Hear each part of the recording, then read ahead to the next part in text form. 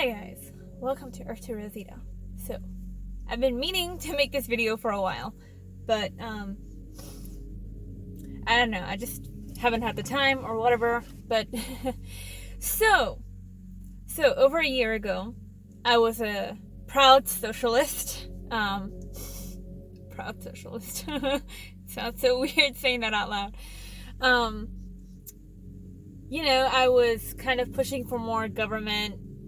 I was pushing for more government financial aid because I was just, not because me in particular, because I was working as well as getting financial aid to get by through the crisis. I was doing both, but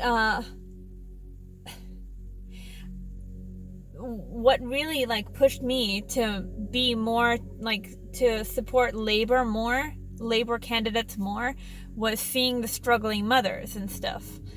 And I guess there are still some problems that need to be addressed by government. It's not like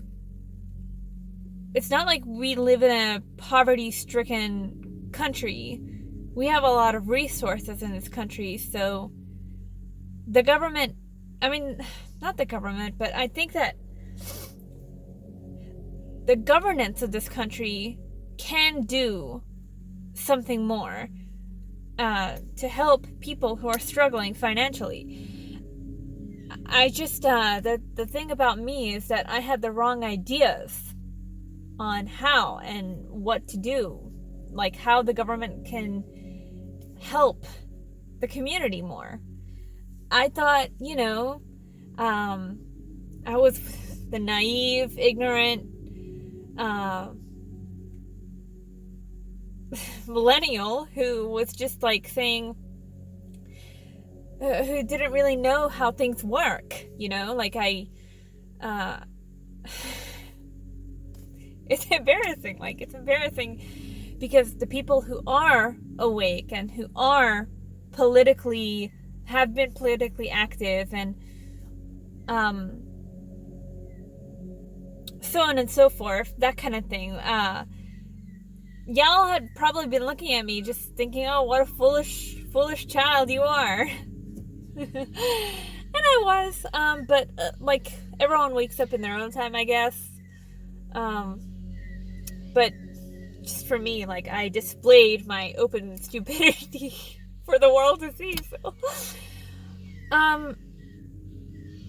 my rude awakening happened during the lockdowns last year, the really harsh lockdowns, and it just got me to question, the left wing, my party, the Greens that I supported, and I guess I wanted to just hopefully keep this brief, even though there's a lot to unpack in my head. I want to share the reason why I was more center left and never really jumped on to far left, or had trouble calling myself a left winger completely.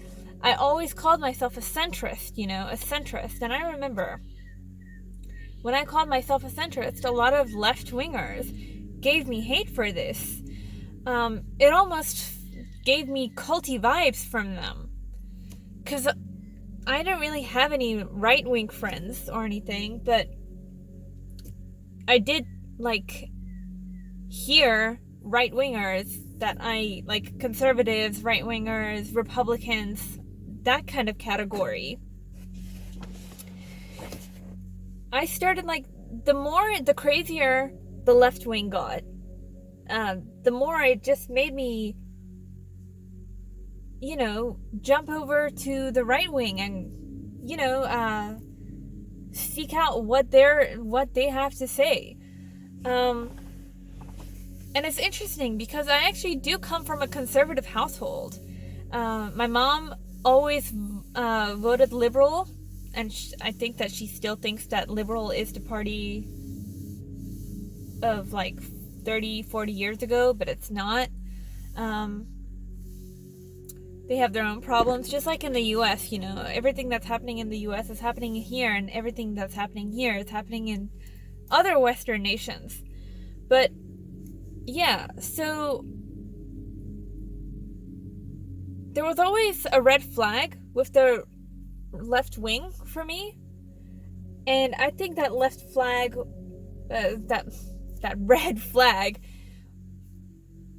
like, I started seeing it when I was at university, and I started to see the wokeism come into the schools. And it started out with just them claiming that I'm oppressed as a Middle Eastern woman, that I don't have the advantages that a white person does, just because of my name, just because of my skin color. It just really rubbed me wrong, and it was kind of offensive. And I tried to tell my friends, my university friends, that no, this is wrong. This doesn't sound right to me. I've never I've been a go-getter from day one. I've been working, as soon as I became an adult, I started working. And even before then, even when I was a teenager, even though my dad didn't like the idea of me working, he still supported my decision to want to start working at 16 years old and looking for a job. So at around 17 and stuff, I started working in various different restaurants. I started working at an Iraqi restaurant. I started working at an Indian restaurant. I wanted to make my own money. That was what I wanted to do. But, my dad was overprotective. So, whatever. So, I never felt like I couldn't do something. I never, I was in the multicultural crowd. For Christ's sake, I worked at successful restaurants that weren't owned by white people. So it was really strange to me to hear these people say, if you have dark skin, you have a disadvantage. If you have a certain name, you have a disadvantage. My attitude was never like that. I'm a generally bubbly, happy person. So,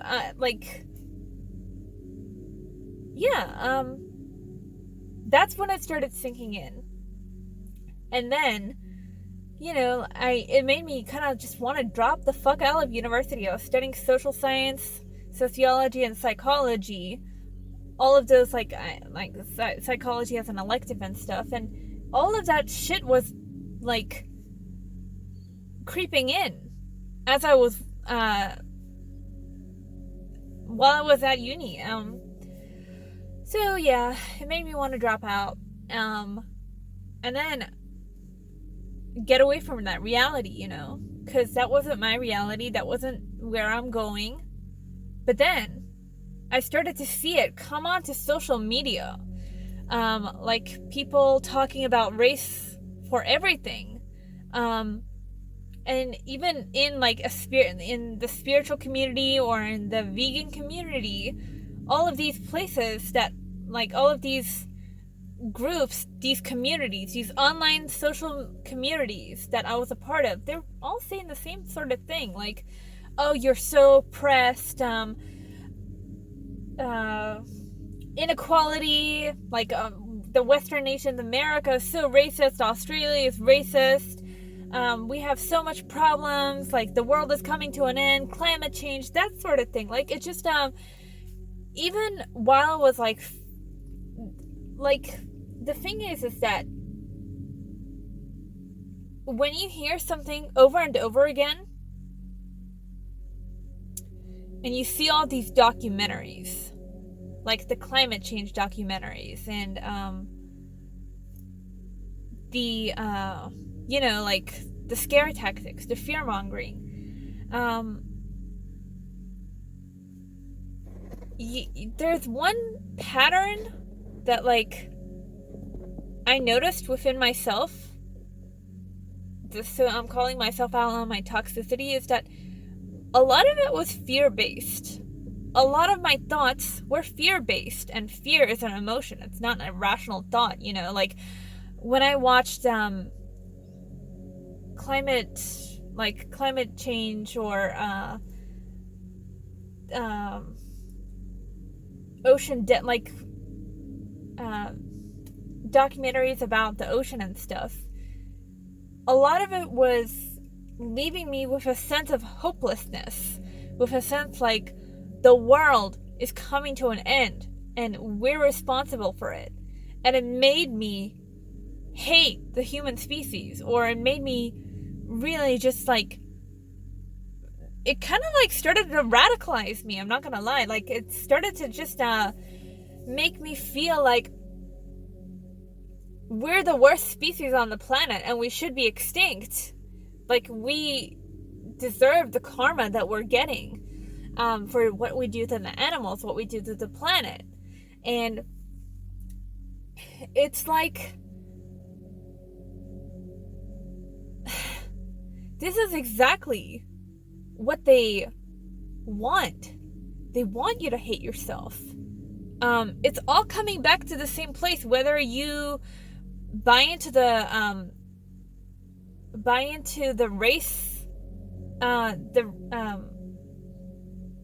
the whole race thing, the inequality between the races in the Western countries, the discrimination, the whole trans ideology thing. It's all coming to the same place. It's all coming to the same place, and that same place is humans are so bad, or that person, like that group of people is so bad, like white people are so bad, and you can't be racist to white people, and we're killing the earth, we're harming animals, which we are harming animals. That's the one thing that I think left-wingers have some kind of value over. Like, what they're saying about what we do to animals, that's wrong. Like, what we do to animals is wrong.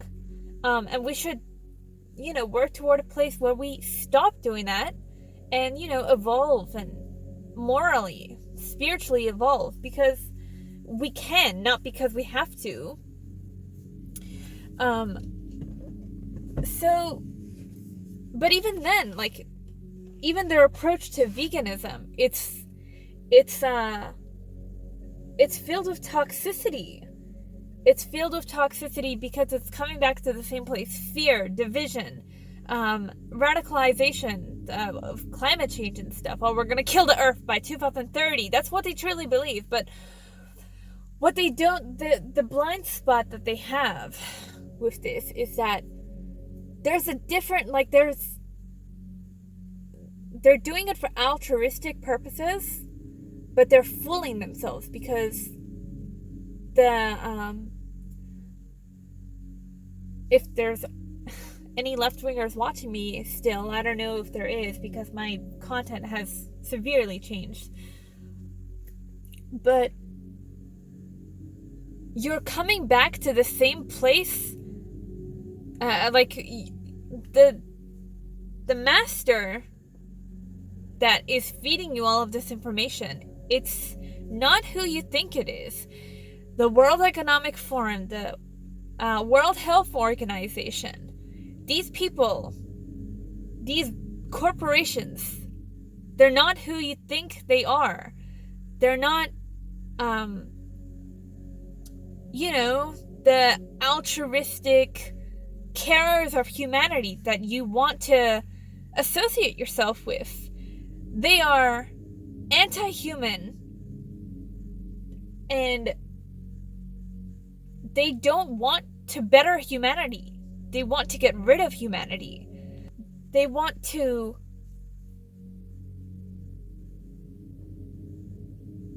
you are the carbon that they want to eliminate. And it all ties in together. This whole feminism thing, where feminists advocate for just like the nuclear family to be abolished, where they say men are bad, men are bastards, all men are like, all men hate women. They want to turn us against each other so that we don't procreate with each other. We don't have a healthy relationship with each other. Everything that the right wingers said, the base of the right wing, the base of the Republican Party said, it's true. It's true. And I don't know how to like red pill you the way that I have been. You have to seek that information out yourself. I guess the best person to go to, because he's the one who red pilled me, his content, Anomaly, I'll link his channel below. He explains it in a way that I think people who are left-wing will understand, because like he analyzes the news and has been doing it for quite a couple of years, I think. I think that he's the most balanced person to go to wake you up from what you're being taught to believe as truth, as gospel,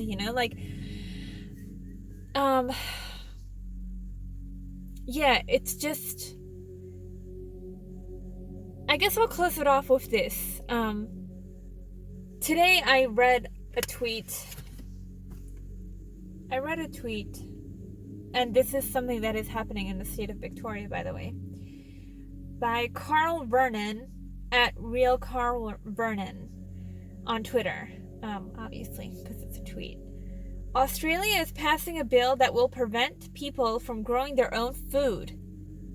This is something that is happening in the state of Victoria under a Labour Premier, Dan Andrews. Socialism and communism, they're not altruistic, it's not about being more communal, it's not about sharing. It's a communist regime. And communism is not what you think it is. Socialism is not what you think it is. It's consolidation of power under government. So government owns everything. They own your private property, they own your electricity, they own your water supply. And to be naive enough to not realize where that leads down, because politicians are inherently corrupt. Most of them are inherently corrupt, unless they're maybe libertarian and stuff and they want to back off and just leave you alone, like the liberal Democrats, which, by the way, I am voting for. Liberal Democrats. This is the party that you need to vote for.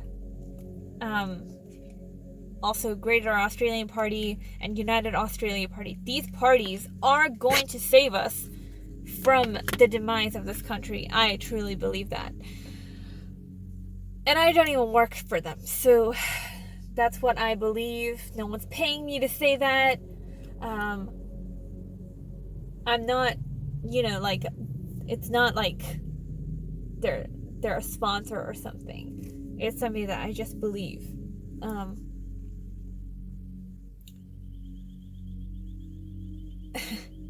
The Labour government around my area, there's a lot of Labour and Greens voters around me, which is unfortunate because of the last 2 years, for Christ's sake. I'm not saying that all Labour candidates are bad, but what they stand for is, it's literally in their slogan, a better future for all. Really think about that. A better future for all. So what the hell is that? What does that look like? What does that mean? It means they want us to all be equal. What does equal mean? Communism. What does communism lead to? It's not capitalism where it's free market capitalism, where you work hard and then you earn that.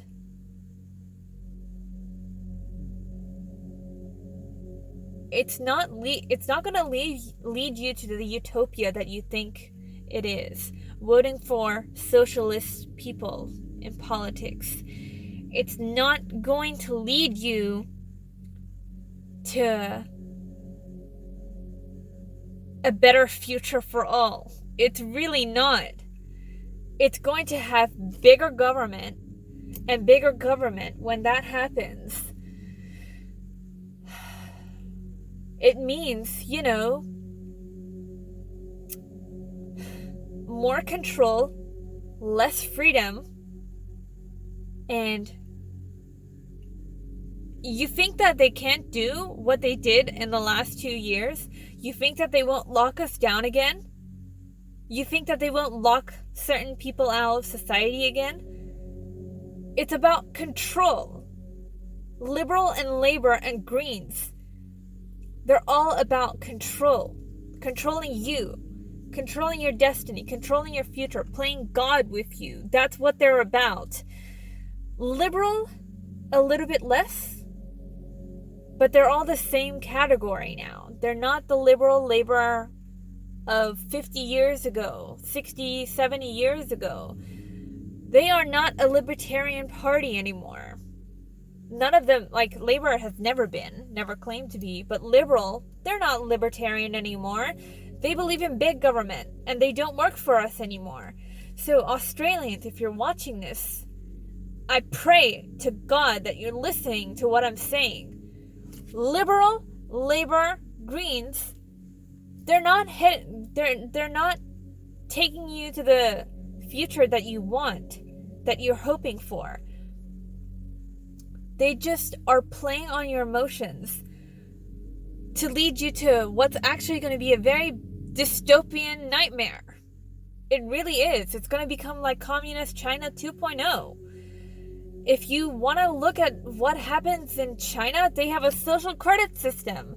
They have had lockdowns, and they still are doing lockdowns.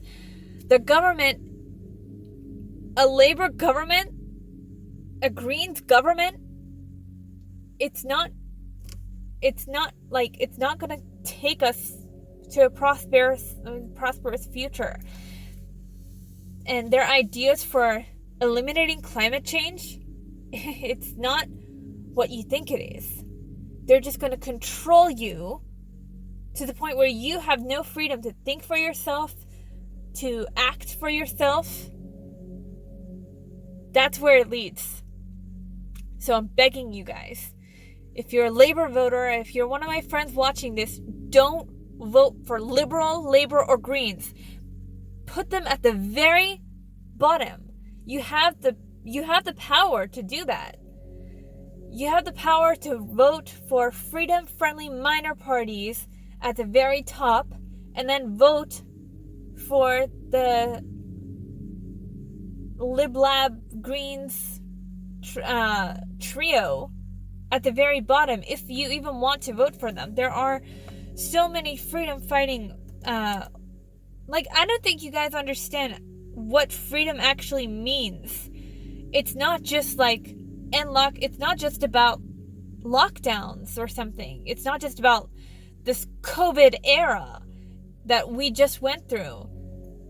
It's not about that coming to an end or not. It's not about injections. It's not about any of that. It's the umbrella of freedom is bigger than that. It's freedom of speech, freedom of movement, freedom to choose, to decide what you want to do. That's what freedom really means. It's not just freedoms. It's not a right-wing talking point. It's the ability to do what you want to do at your own free will, without governance, without some politician, government, bureaucrat telling you that this is right and this is wrong. I am vegan, but I oppose politicians getting in the way of people eating animals or making it harder. And there's a deep reason for that. It's not because I'm not a real vegan. It's because you have to change the hearts and minds of the people. You can't just legislate something and expect for all of the world's problems to be gone. You have to go and talk to your community. You have to go and talk to your family members, talk to your friends. You can't, ban animal eating just because of your philosophical or spiritual beliefs. I don't want to do that to anyone. I don't want to do that to anybody. I want to, be the Tash Peterson. Tash Peterson is not trying to legislate any of this. Most of the real vegans are not trying to legislate shit. We're trying to go and talk to the community about why factory farming is wrong, why hunting is wrong, why all of it is needless. That makes a real impact. We have to, just like the pro-lifers. The pro-lifers do the exact same thing as the vegans, just about the human species, not animals, or not cows, pigs, chickens, that kind of thing. So yeah, socialism isn't what you think it is. It's not what you're being taught in schools. You're being indoctrinated to believe it's leading you to a utopia when it's not going to.